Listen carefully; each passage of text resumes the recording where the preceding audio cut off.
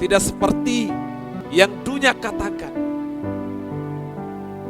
tetapi kami hidup seperti yang Tuhan mau melalui firman. Kami siapkan hati dalam nama Yesus. Kami berdoa dan bersyukur. Haleluya. Mari kita sama-sama katakan amin. Silakan duduk. Shalom. Sekali lagi shalom. Kita bersyukur hari ini karena ibadah yang lahir dari ketulusan itu selalu membawa kekuatan. Amin. Motivasi yang tulus itu selalu mengerjakan hal-hal yang baik di dalam hidup kita. Bapak Ibu Saudara yang kekasih dalam Kristus, hari ini kita akan belajar renungan firman Tuhan tentang kekekalan. Saudara, kalau kita sudah berbicara tentang kekekalan, maka kita akan perhatikan kata kekal di sana. Dalam bahasa Yunani kata kekal itu saudara, aionios, ya, itu memiliki makna atau pengertian yang begitu dalam. Pengertian yang pertama yaitu terus menerus, artinya tidak ada batasan waktu. Yang kedua, berbicara tentang eternal atau abadi. Yang ketiga berbicara tentang forever, selama-lamanya atau kekal.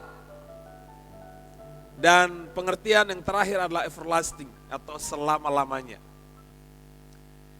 Bapak Ibu Saudara, kalau kita perhatikan bagian ini di Yohanes pasal yang ke-14, kita akan menemukan bahwa Yesus sedang berbicara tentang kekekalan. Walaupun peristiwa ini adalah peristiwa sebelum Yesus ditangkap, sebelum Yesus akan menderita. Tapi teks ini berbicara tentang kekekalan. Berbicara tentang hidup Anda dan saya untuk kekekalan. Makanya perlu kita konsentrasi ketika kita belajar firman Tuhan seperti seorang murid. Murid yang baik itu apabila dia belajar mendengar dengan baik. Jadi kata kekekalan itu sesuatu yang pasti. Sorga itu pasti. Neraka pun pasti. Iblis itu pasti. Okta itu pasti. Kenapa so lahir? Pasti gak berubah. Mau seperti apapun okta itu sudah pasti itu okta. Optimis karena Tuhan ada. Itu pengertiannya, saya artikan sendiri. Karena dulu saya orang yang kurang yakin, tapi setelah saya percaya Yesus, mengerti benar hidup dalam Kristus, maka saya memahami, waduh terima kasih Tuhan. Engkau memberikan hikmat untuk saya bisa memahami arti nama, membuat saya yakin. Sekali lagi Yesus mengajarkan kebenaran tentang kekekalan. Lalu perenungan kita, apa yang dimaksud dengan kekekalan di sana? Yaitu berbicara tentang kepastian hidup untuk mereka yang percaya kepada Dia. Saudara perhatikan, kita mundur sedikit ke belakang ya, di pasal yang ke-10. Itu perikopnya di sana, Yesus ditolak oleh orang Yahudi. Ada perikop sebelumnya, pasal yang ke-14 ini. Lalu kemudian ayatnya yang ke-28 di pasal 10, Yesus berkata begini, baca sama-sama, 1, 2, 3. Dan aku memberikan hidup yang kekal kepada mereka, dan mereka pasti tidak akan binasa sampai selama-lamanya, dan seorang pun atau siapapun tidak akan merebut mereka dari tanganku. Di pasal 10 saudara, di ayat yang ke-22 sampai 39, itu orang Yahudi menolak Yesus.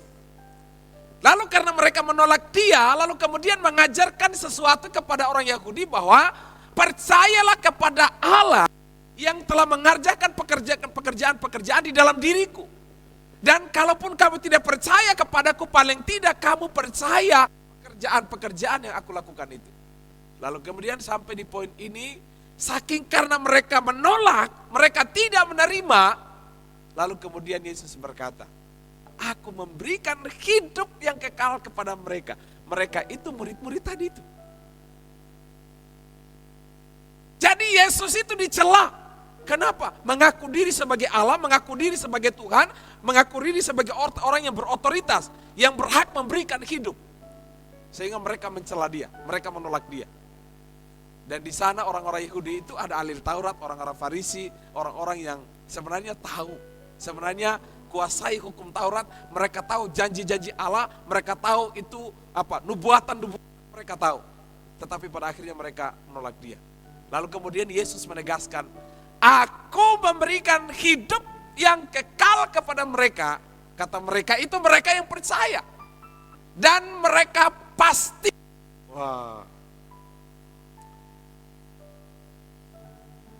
Dan mereka pasti.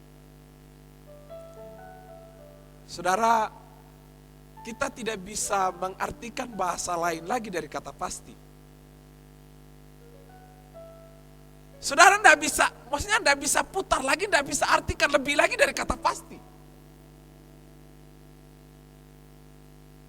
Bahkan mereka pasti tidak akan binasa sampai, tadi itu kata aionios itu kekal abadi terus menerus senantiasa selama-lamanya, tidak ada batasan waktu, unlimited.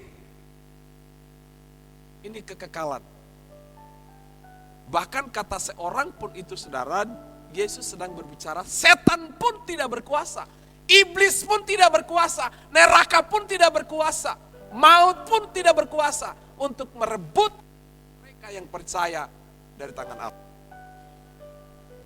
Di pasal 14 Yesus langsung berkata begini, janganlah gelisah hatimu, percayalah kepada Allah, percayalah juga kepadaku. Pasal yang ke-14 ayat yang pertama, Yesus langsung dengan statement, dengan kalimat berkata, janganlah gelisah hatimu. Dalam bahasa Inggris dipakai saudara trouble. Janganlah bermasalah hatimu. Janganlah rusak hatimu. Oleh karena apa? Pengajaran imam tadi itu loh. Ahli-ahli Taurat tadi itu loh, yang memutarbalikkan fakta kehidupan bagi orang yang percaya kepada dia. Mereka begitu picik, mereka begitu licik. Sehingga sampai-sampai Bapak Ibu Saudara, nanti kita akan menemukan Thomas dan Filipus yang muncul keraguan di dalam hati. Karena kepercayaan mereka sungguh-sungguh pada Kristus.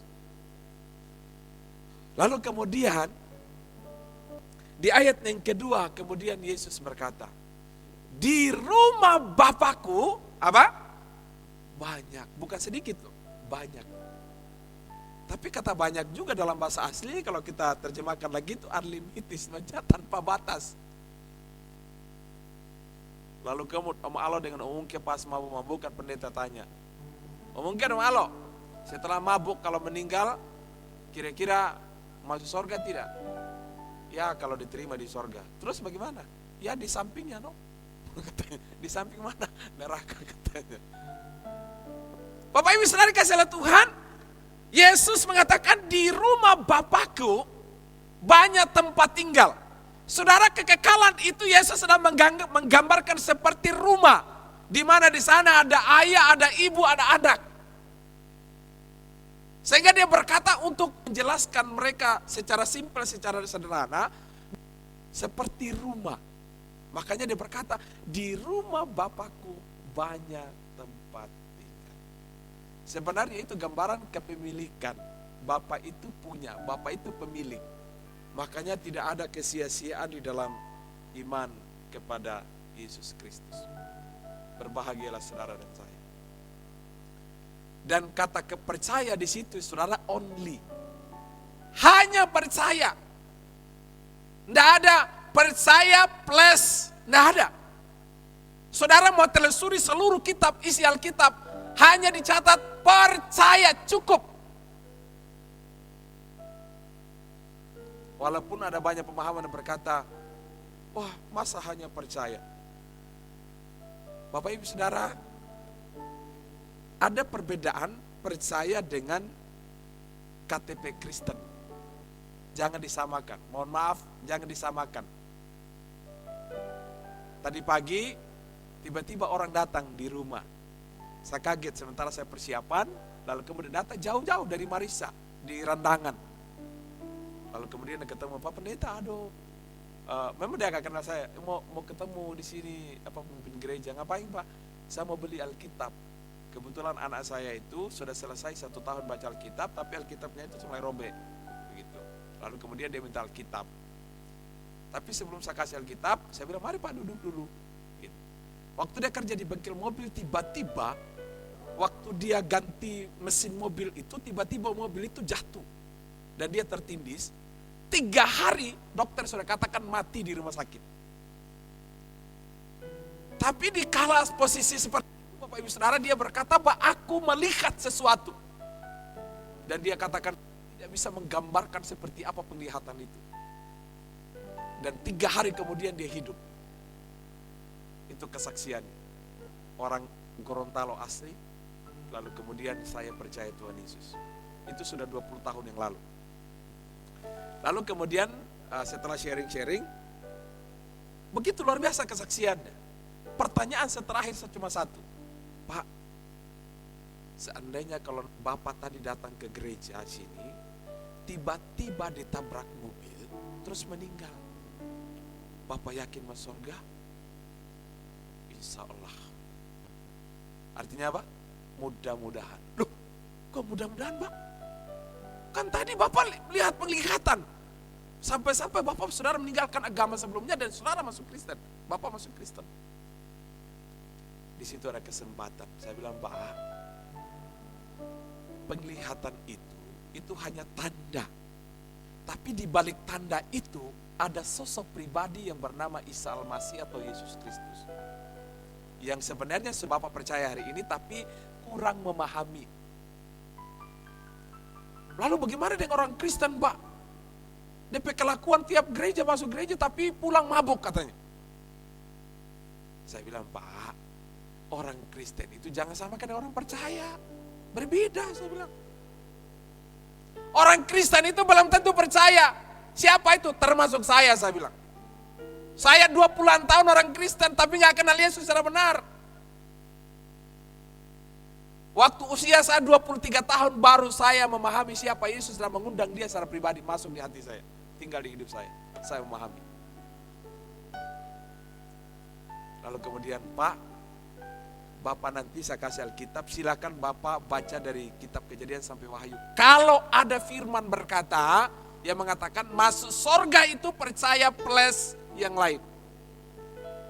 Kalau ada, nanti boleh orang sharing bersama. Kalau saya salah, nanti Bapak luruskan sama saya. Kalau misalnya Bapak salah, kita belajar sama-sama. Dan makanya kalau sudah perhatikan di ayatnya yang ke-6, itu closingnya Yesus. Sehingga dia berkata, ego emi, akulah hidup itu. Akulah kebenaran itu, akulah jalan itu. Tidak ada seorang pun. Dan kekekalan itu hanya percaya Yesus saja. Itu sudah cukup. Lalu bagaimana dong? Masa hanya percaya saja? Berarti tidak usah berbuat baik. Bagaimana? Nyanda boleh berbuat baik dong. Bapak Ibu Saudara, simpel begini. Tidak ada dalam sejarah hidup kita menerima uang 1.000 saja dari orang lain, otomatis saudara katakan give thanks, terima kasih. Tidak ada ceritanya. Saudara, ungkapan syukur itu otomatis, berbuah itu otomatis bagi mereka yang percaya kepada dia. Tapi ingat, waktu berbuah bukan untuk sorga, tapi waktu berbuah untuk upah. Makanya seringkali saya ingat sekali lagu sekolah minggu, bersyukur sekali, nggak tahu siapa penciptanya sampai hari ini.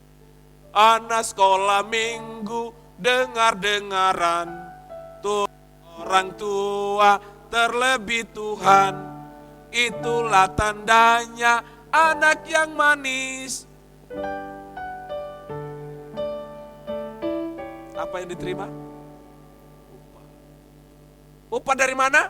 Setelah percaya saya mengasihi. Setelah saya percaya, saya berbuat. Setelah saya percaya, saya mengasihi. Setelah saya percaya, saya menolong orang lain. Setelah saya percaya, saya buat ini dan itu. Tujuannya satu, hanya untuk upah. Percaya? Pasti. Makanya kalau saudara yang paling simpel lagi, orang yang tergantung di salib. Paling simpel sekali. Dia tidak pernah dibaptis oleh Pak Pendeta. Tidak pernah dibaptis. Yesus pun tidak berkuasa untuk baptis dia. Tapi Yesus hanya bilang, hari ini juga engkau percaya, engkau bersama aku. Di mana? Itu masalah kepastian, kekekalan, hidup. Sorga itu kekal. Makanya yang masuk sorga ini bukan fisik ini. No. Bukan daging itu kembali ke tanah. Yang pulang ke sorga itu waktu percaya, roh kita diubah. Change of life. Diubah kehidupan baru. Menjadi roh yang baru. Waktu meninggal, roh kembali ke Tuhan. Fisik ini kembali ke tanah. Itu pemahaman Alkitab. Kekekalan itu menyangkut dengan hidup Anda dan saya. Bagi mereka yang percaya kepada Dia. Makanya Yohanes pasal 6 ayat yang ke-47 itu jelas sekali. Sesungguhnya barang siapa percaya ia mempunyai hidup yang kekal selama-lamanya. Tidak ada batasan waktu bagi kita yang percaya. Maka hari ini saudara, setelah saya percaya, maka ayo kita bertanding seperti Paulus bilang.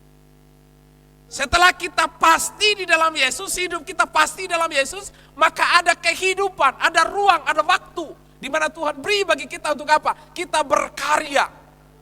Orang yang tergantung di kayu salib itu tidak ada waktu lagi, tidak ada kesempatan. Tetapi bagi Anda dan saya yang punya kesempatan, maka di situ kita melayani Tuhan, bersaksi, memuji Tuhan, mengagungkan nama Tuhan. Bukan supaya masuk surga, tapi untuk ada di sini ikut pertandingan? Ada pemain sepak bola? Kalau saudara pemain sepak bola, kalau saudara bertanding dengan baik, mendapat juara 1, ada piala mahkota yang saudara dapatkan. Makanya Yesus ajarkan apa? Kalau tangan kanan memberi, tidak boleh diketahui tangan kiri. Artinya apa? Kalau engkau sudah memberi, jangan dicumu-cumu. Sebab itu engkau sedang menyimpan upah firman Tuhan. Engkau sedang nabung upah. Kalau dipuji itu no problem. Tapi kalau itu nggak boleh. Alkitab kata, dikala engkau muji diri, engkau sudah dapat upah. Yang kedua, Yesus berbicara tentang tempat. Bahwa kekekalan itu berbicara tentang tempat untuk mereka yang percaya. Tadi hidup, roh kita yang percaya kepada Kristus. Yang kedua itu tempat. Makanya dia berkata, di rumah Bapakku banyak tempat tinggal dan aku pergi ke sana untuk menyediakan tempat bagimu. Untuk menyediakan rumah bagimu. Itu sebuah kepastian. Satu hari teman pendeta bertanya sama saya, Pak Pendeta, rumah di sini di mana? Saya bilang, rumah apa? Ya, rumahnya sendiri. Saya bilang, itu rumah saya. Yang kedua ini rumah saya. Bukan, maksudnya rumah-rumah sendiri selain pastori. Oh, rumah sendirinya tidak ada. Rumah sendiri itu nanti di sorga. Itu rumah yang pasti, saya bilang. Jadi kalau selama di bumi itu rumah saya, rumah pastori dengan rumah gereja. Tapi rumah yang lebih pasti dari itu adalah rumah Bapa di sorga. Itu pasti. Bukan mudah-mudahan lagi, insya Allah nanti semoga saya menemukan tempat yang pasti. No. Makanya pemahaman di luar iman Kristen atau di luar Alkitab, pemahamannya begini saudara, pemahamannya adalah Saudara berjuang mati-matian, saudara berusaha semaksimal mungkin supaya apa? Bisa menggapai sorga, bisa mendapat sorga. Dengan apa? Dengan semua perjuangan, kebaikan, amal dan sebagainya. Saudara berjuang mati-matian untuk mendapatkan. Pertanyaan saya, sejauh mana kita berupaya untuk menggapai sorga? Sebab semua orang telah berbuat dosa dan telah kehilangan kemuliaan Allah. Buat saudara yang percaya banyak tempat tinggal. Buat keluargamu yang belum percaya kepada Kristus, buat teman kita yang belum percaya kepada Kristus, masih ada tempat buat dia di sorga. Sehingga Yesus berkata, pergilah jadilah saksi. Beritakan Kristus kepadanya, supaya apa? Dia punya tempat di sorga. Sebab aku pergi ke rumah Bapa untuk menyediakan rumah bagimu. Kemudian ayat 3. Dan apabila aku telah pergi ke rumah Bapakku dan telah menyediakan rumah bagimu, aku akan datang kembali dan membawa kamu ke rumahku. Simpel bukan? Sederhana saja. Kadang-kadang kita terlalu rumit untuk mengambil Alkitab. Tapi sebenarnya Yesus simpel aja mengajarkan. Setelah dia siapkan rumah di sorga, kemudian berkata, aku akan. Berarti sudah terjadi belum? Belum. Aku akan datang kembali kapan? Setelah semua orang di dunia ini mendengar nama Yesus, baru Yesus datang. Kalau sudah mendengar, bukan percaya dulu, mendengar dulu. Sebab hari ini masih banyak suku yang belum mendengar nama Yesus. Tapi tanda sudah ada. Apa? Satunya corona. Itu salah satu tanda. Corona membuat kesulitan di mana-mana. Betul? Alkitab bilang, tanda-tanda akhir zaman, kesulitan di mana-mana. Peperangan di mana-mana. Tadi Pak Monopo bilang. Kasih orang semakin dingin. Itu pengenapan. Tapi Yesus bilang begini, aku akan datang kembali dan membawa kamu. Siapa? Oh, spesial sekali itu. Spesial sekali. Dan membawa kamu ke rumahku. Wow. Saya semakin kagum akan Yesus. Karena setelah saya mati ternyata Yesus bilang, aku akan membawa engkau ke rumahku. Saudara, kalau tinggal di rumah kontrakan itu siksa, saudara. Serius, tinggal di kos-kosan itu siksa. Saya sudah pernah alami. Syukur kalau gajian bertambah, saudara. Gitu ya. Tapi kalau kesulitan baru membayar kos, pusing. Aduh, kontrak lagi, uang cicilan lagi, pusing. Tapi coba kalau saudara punya rumah sendiri, nggak ada kontrak lagi, nggak utang di bank, nggak lagi, tenang hidup. Anak saya itu biasa pergi dengan teman, saya bilang, nak, ingat rumahmu di mana? Rumahmu di sini. Berarti cuma sebentar kau pergi, sebentar pulang. Kita di dunia ini sebentar aja hidup. Rumah kita nggak di bumi. Makanya jangan bangga dengan rumah yang baru, mobil yang baru. Jangan bangga.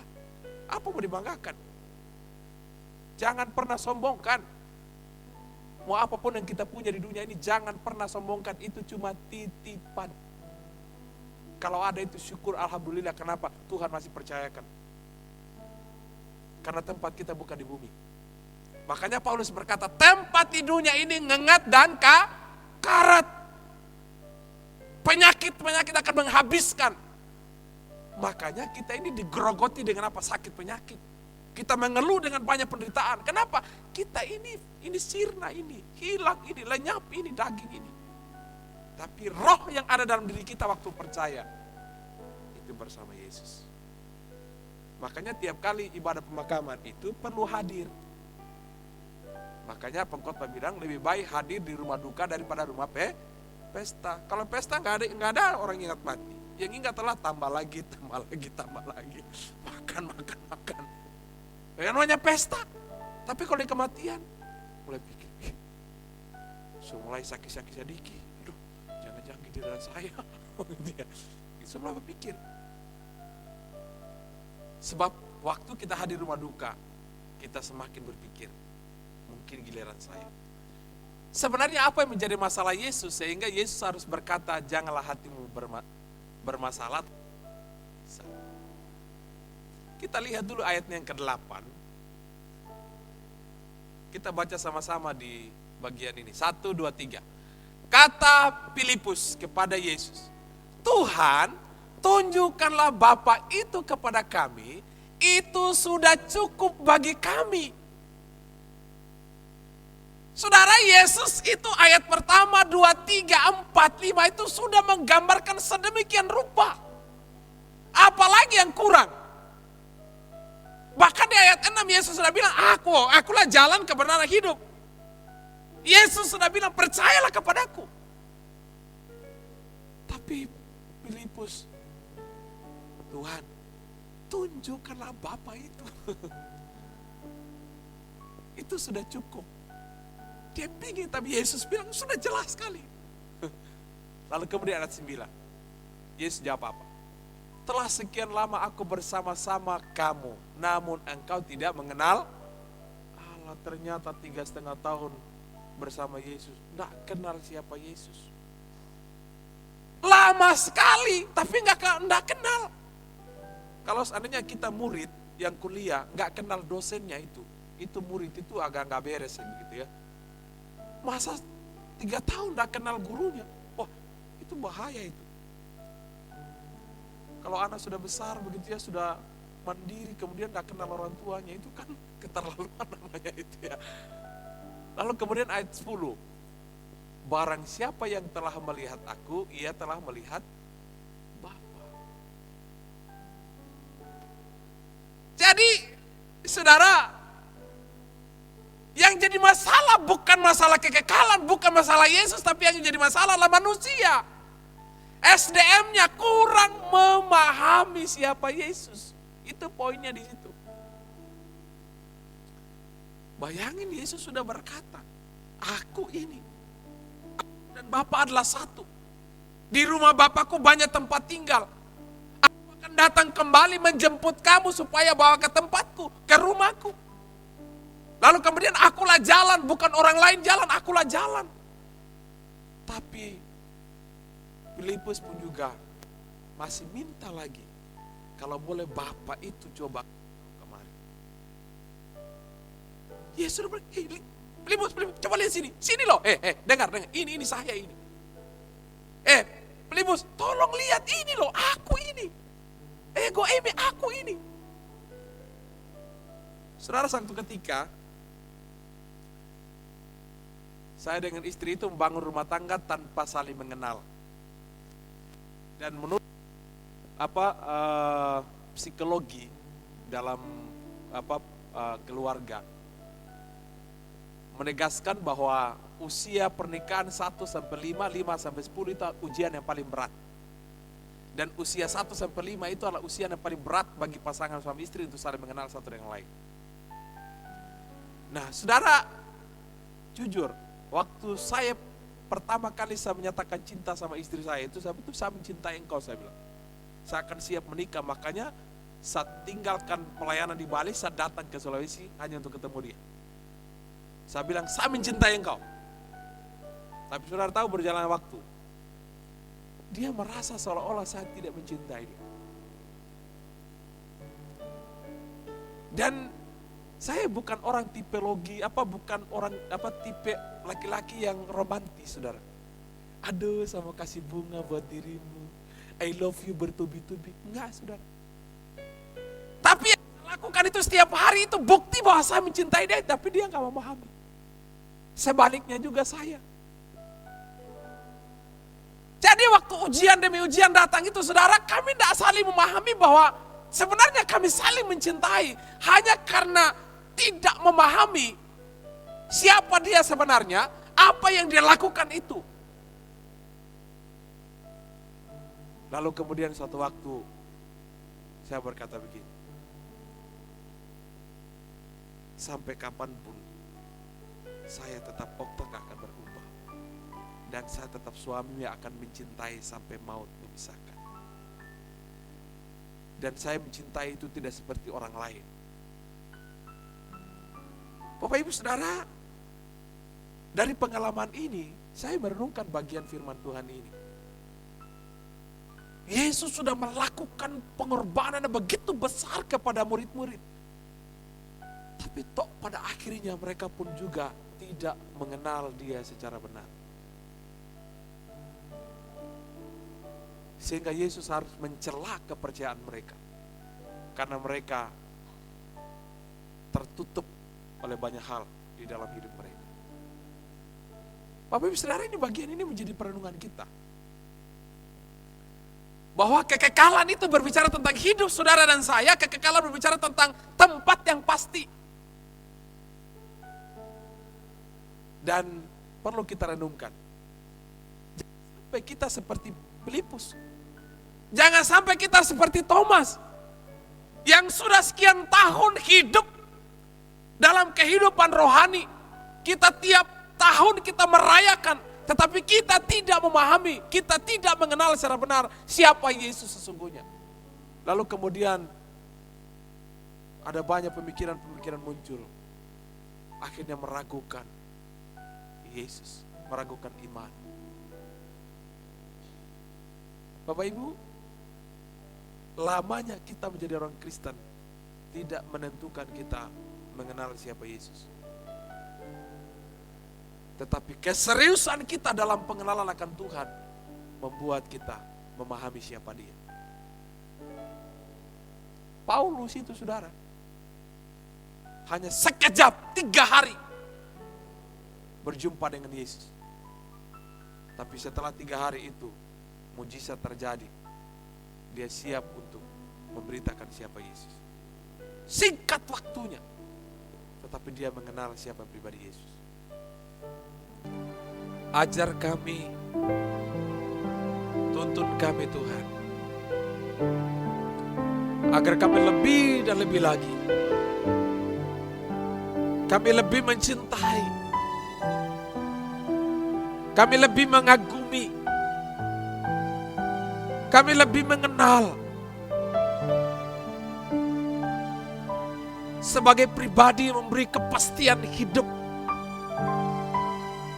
sebagai pribadi yang memberi kepastian tempat, sebagai pribadi yang memberikan mandat ilahi dalam hidup kami. Agar kami hidup tidak mengikuti cara dunia, tetapi kami menjadi garam, kami menjadi terang, kami menjadi alat di tangan-Mu. Engkau mengubah sesuatu yang tidak mungkin menjadi mungkin.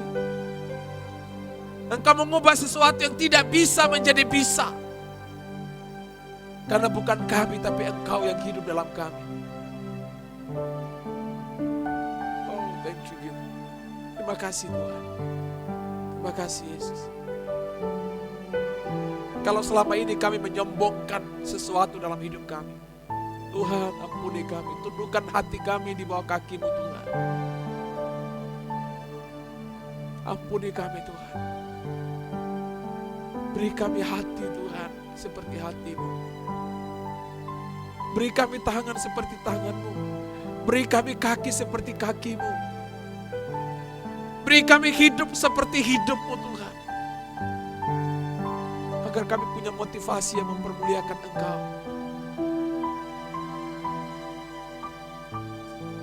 Terima kasih Tuhan. Terima kasih Yesus. Terima kasih Tuhan. Terima kasih Yesus.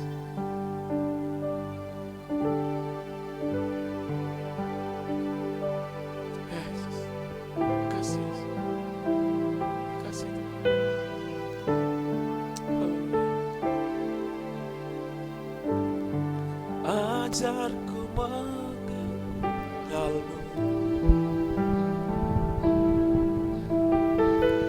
bawaku lebih didoakan mengenal-Mu, kerinduan kami Tuhan. pribadi-Mu yang ku rindu.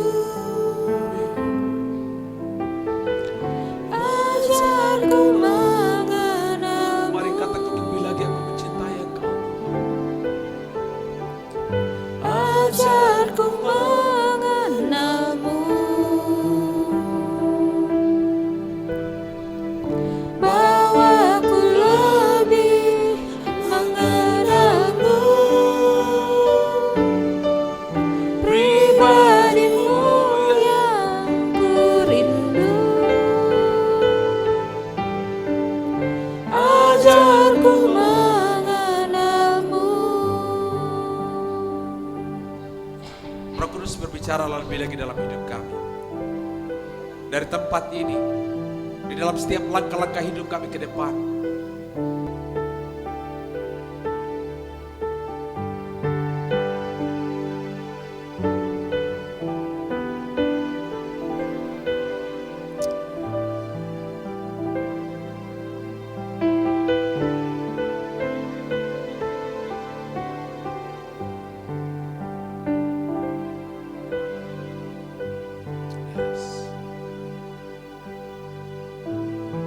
Selidiki hati kami Tuhan.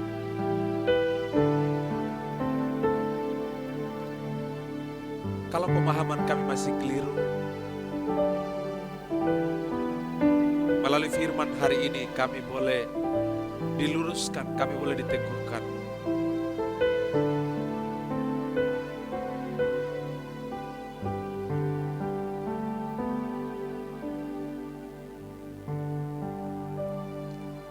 Ajar kami, tuntun kami Tuhan, agar kami lebih dan lebih lagi,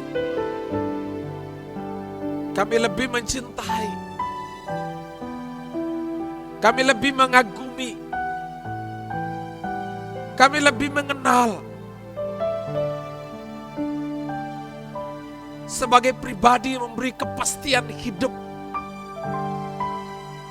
sebagai pribadi memberi kepastian tempat, sebagai pribadi yang memberikan mandat ilahi dalam hidup kami, agar kami hidup tidak mengikuti cara dunia, tetapi kami menjadi garam, kami menjadi terang, kami menjadi alat di tangan-Mu. Engkau mengubah sesuatu yang tidak mungkin menjadi mungkin. Engkau mengubah sesuatu yang tidak bisa menjadi bisa. Karena bukan kami, tapi Engkau yang hidup dalam kami. Oh, thank you, God. Terima kasih Tuhan. Terima kasih Yesus.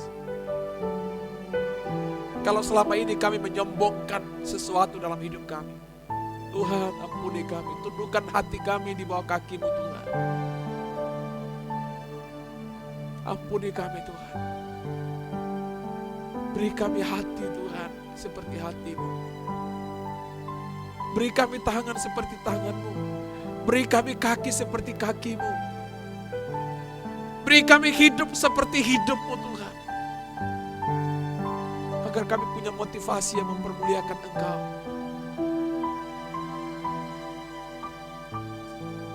Terima kasih Tuhan.